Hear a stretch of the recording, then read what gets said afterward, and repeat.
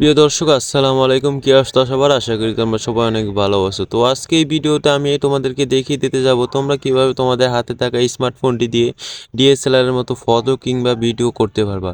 তো গাইস, আজকের ভিডিওটা খুবই গুরুত্বপূর্ণ একটা ভিডিও হতে চলেছে, তো না টেনে পুরো ভিডিওটা দেখতে থাকো। তো ফার্স্ট অফ অল আপনি আপনার গুগল প্লে স্টোর ওপেন করবেন। প্লে স্টোরটা ওপেন করার পর আপনারা সার্চ অপশনে গিয়ে সার্চ দিবেন রিল্যান্স, RELENS। তো সার্চ দেওয়ার পর আপনাদের মাঝে এরকম একটা ইন্টারফেস নিয়ে আসবে। তো আপনারা উপরে যে লোগোটা দেখে আপনারা এই সফটওয়্যারটা ইনস্টল করে নেবেন।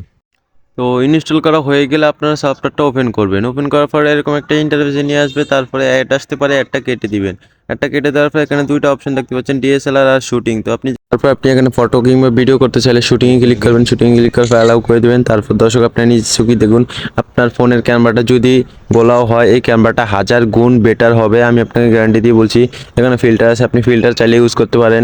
তারপরে এদিকে অসংখ্য অসংখ্য রকম ফিল্টার আছে, আপনি এগুলো চাইলে ব্যবহার করতে পারেন। এখানে ফোকাস আছে, এই ফোকাস দিয়ে আপনি ডিএসএলআর মতো ভিডিও করতে পারবেন। গয়েস এই ফোকাসটাই আমার কাছে সবচেয়ে বেশি ভালো লাগছে।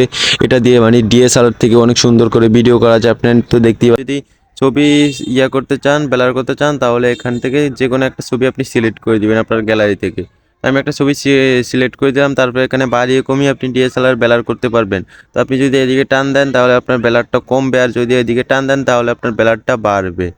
তো বাড়ার পর আপনারা অনেক সুন্দরভাবে স্মার্টলি করতে পারবেন। করার পর আপনার ফটোটা চাইলে উপরে ক্লিক করে ফটোটা সেভ করে রাখতে পারেন। কত সুন্দর করে ভিডিও করা যায়।